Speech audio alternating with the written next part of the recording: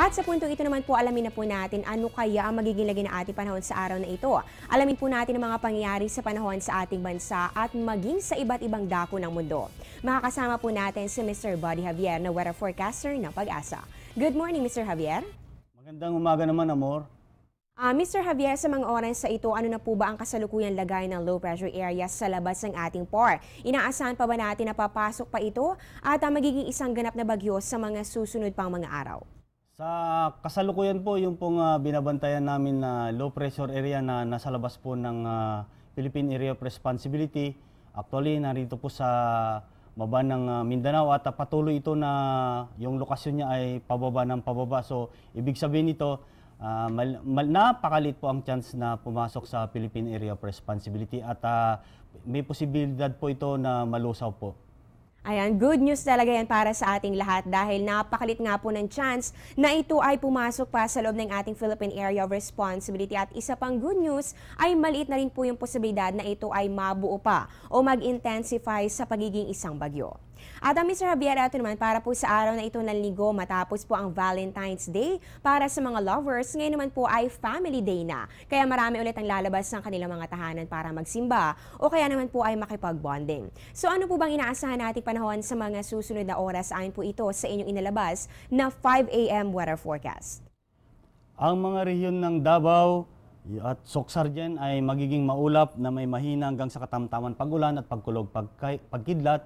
Sa kadahilanan po ito ng trough of low pressure area nasa baba po ng Mindanao. At ang mga rehiyon ng Cagayan Valley, Cordillera at ang Kabisayaan ay magiging maulap na may mahinang pagulan. Samantalang natitirang bahagi ng Luzon ay yung pong at saka yung buong Kabisayaan ay magiging bahagyang maulap hanggang sa maulap na may pulupulong pagulan o pagkidlat pagkulog. Ay po, nalaman na po natin kung ano nga ba inaasahan nating lagi ng panahon at medyo meron pa rin po tayong mararamdamang epekto nitong trough ng low pressure area, lalong-lalo na po para sa ating mga kababayan sa Mindanao. Kaya naman po make sure na meron po kayong baong payong kung kayo po ay lalabas ng inyong mga bahay. At ngayon nga po ikalabing-anim na araw na ng ating buwan. So nasa second half of the month na po tayo. Sa first half ng February, ano-ano po ba yung lowest temperatures na naitala natin sa ating bansa kung ating babalikan ng mga datos mula po yan February 1 to February 15? Ang mga pinakamababang temperatura na naitala mula February 1 to February 15 dito po sa atin ay Baguio, na meron pong naitalang 9.0 degrees Celsius noong February 1. Yung Basco naman, 15.5 degrees Celsius noong February 12.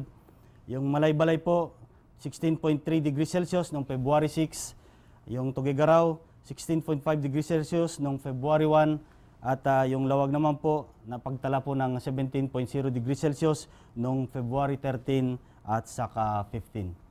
Okay, Mr. Javier, eto naman po dahil nga third week na rin po ng February, papasok na po tayo dito sa ikatlong linggo, no? Inaasahan na po ba natin ang tuluyang paghina o pagkawala nito nga northeast monsoon sa ating Philippine Area of Responsibility?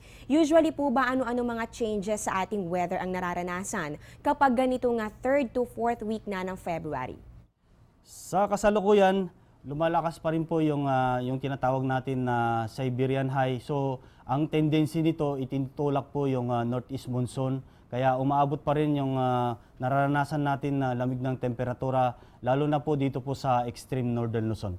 At pagdating naman po ng late March, mapapansin natin na sa karaniwan po, unti-unti nang tataas yung temperatura natin at ito po ay bunsod na paumpisa na po ang tag-init natin. So ibig sabihin lamang po mga kababayan, sa nalalabing mga araw po ng Pebrero ay mararanasan pa rin po natin yung epekto ng northeast monsoon o yung hanging amihan dahil nga po nabanggit ni Mr. Javier hanggang sa ngayon nga po ay malakas pa itong ating Siberian High. At ito naman Mr. Javier, sa ating global weather news, naging usap-usapan sa mga opinion sections ng Reuters o kaya naman Bloomberg at pati rin po ng ibang mga sites tungkol po sa dahilan ng pagkakaroon ng matinding lamig at pagbaha sa United Kingdom. Itinuturong dahilan po nito ay yung rainfall dito po sa Indonesia. Paano po ba nagkaroon ng koneksyon ang pag-ulan sa Indonesia sa mga extreme weather events na nararanasan ngayon sa United Kingdom? Actually, yung nararanasan nila dito sa bandang Europe, most especially dito po sa United Kingdom, nagkakaroon po sila ng napakalamig na temperatura at nagkakaroon din sila ng floodings. Kung mapapansin nyo, ito pong location ng United Kingdom, malapit po sa North Atlantic Ocean at yung katabi niya, yung US, yung pong continent ng US. So, ang tendency po niyan, pagka yung flow ng hangin ay papuntang westward, so yung malamig na hangin na nanggagaling po dito sa US, madadala po papunta doon sa United Kingdom. At isa pa po, dito po sa United Kingdom, yung pong coastal waters nila ay tumataas at alam po naman natin na pag mataas po ang temperatura sa karagatan, ito po ay posible magkakaroon ng low pressure area at kahit low pressure area man ito po ay nagdudulot pa rin ng mga pagulan at posible magkakaroon ng mga pagbaha. Ayun po, naintindihan na po natin kung ano nga ba yung naging dahilan nito pong matindi pong pagbaha dito po sa United Kingdom at talaga naman pong nararanasan din nila. Ang matinding epekto nito, yan nga po yung tinatawag natin na coastal flooding at yung matitindi pong epekto rin ng mga bagyo na dumadaan doon. Ay maraming salamat po Mr. Javier sa ibrahang impormasyon tungkol sa lagi ng ating panahon. Meron ka na lang po bang maipapayo para sa ating mga viewers?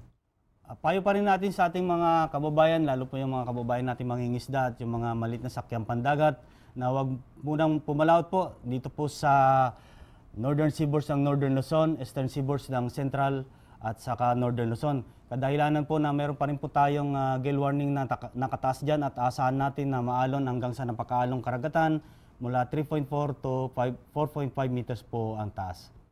Natunghayan nga po natin si Mr. Buddy Javier na weather forecaster ng Pag-asa.